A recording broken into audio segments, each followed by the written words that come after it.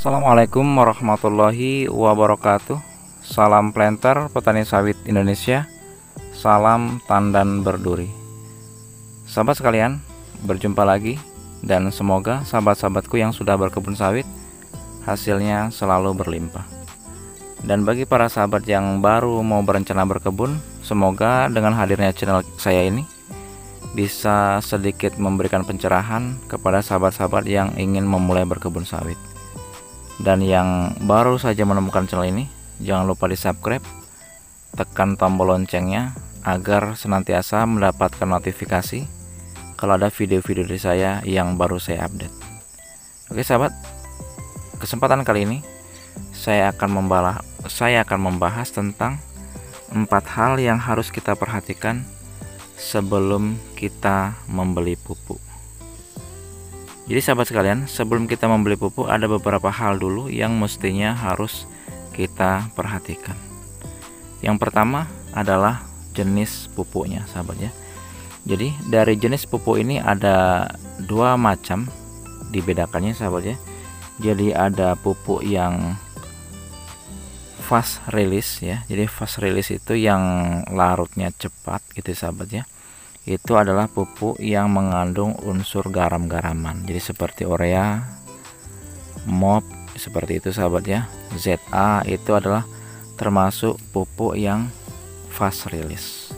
Dan karena pupuk ini fast release, maka kita harus lebih berhati-hati dalam melakukan pemupukannya sahabat. Karena pupuk fast release ini kalau kena air akan lebih mudah larut, dan jikalau terkena panas matahari akan lebih mudah untuk menguap, seperti itu sahabat ya.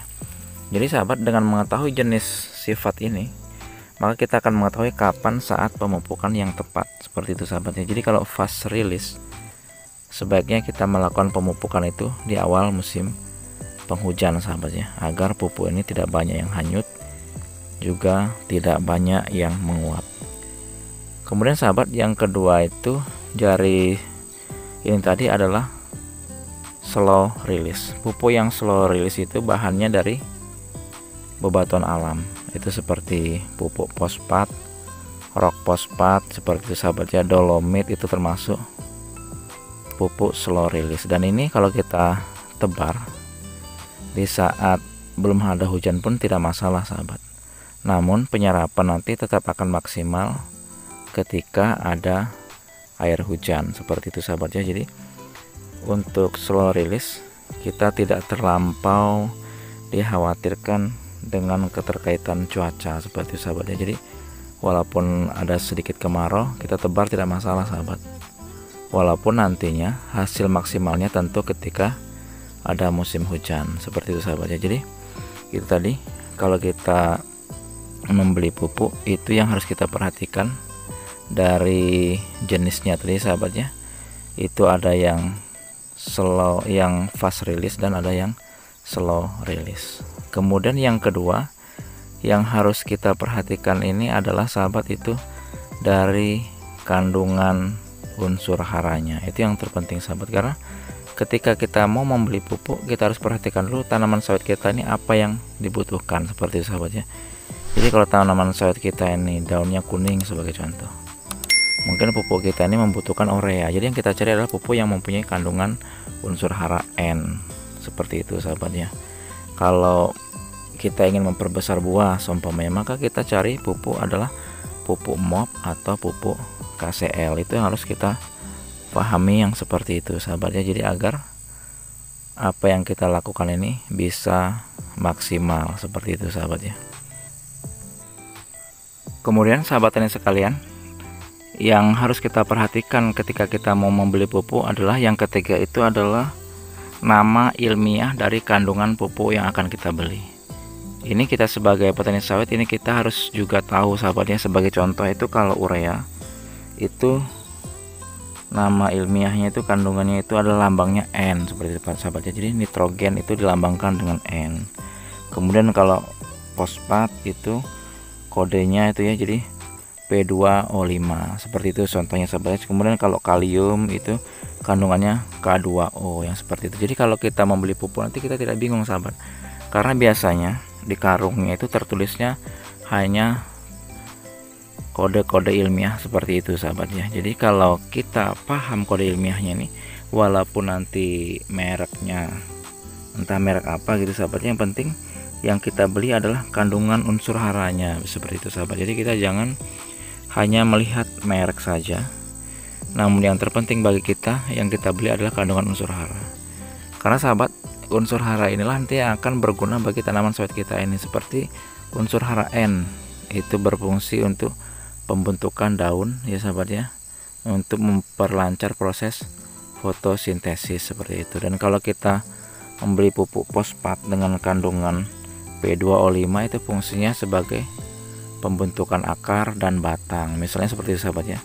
Pupuk kalium itu dengan lambangnya K2O5 itu sebagai untuk pembentukan buah seperti ini. Itu yang harus kita pahami dulu sahabatnya. Jadi ini penting agar nantinya kita bisa membeli pupuk ini kita tidak bingung sahabat dengan kandungan yang tertera di karungnya seperti itu sahabat ya. Kemudian sahabat, yang keempat yang harus kita perhatikan sebelum kita membeli pupuk adalah kita melihat kondisi tanaman kelapa sawit kita itu sahabat ya. Jadi kita lihat dulu, kalau buahnya kecil-kecil sampai seperti itu sahabat ya. Kalau kita ingin buahnya ini besar, berarti kita membeli pupuk yang mengandung kalium, dan itu tentu yang pupuk yang harus kita beli misalnya pupuk MOP atau pupuk KCL seperti itu sahabat ya. Dan kalau kita melihat batang sawit kita ini kecil-kecil, agar batang tumbuh subur gitu sahabat, maka kita membeli pupuk fosfat. Jadi seperti itu sahabat ya. Dan kalau daunnya menguning agar hijau, kita lihat dulu sahabat menguningnya bagaimana. Kalau menguningnya itu dengan gosong kering, berarti kekurangan nitrogen, dan kita memberikannya pupuk urea seperti itu sahabat. Jadi sebelum kita melakukan pembelian pupuk ini, kita cek dulu kondisi tanaman kelapa sawit kita seperti itu sahabat ya. Apa kekurangan unsur hara yang diperlukan bagi tanaman sawit kita, itulah yang akan kita beli seperti itu sahabat ya.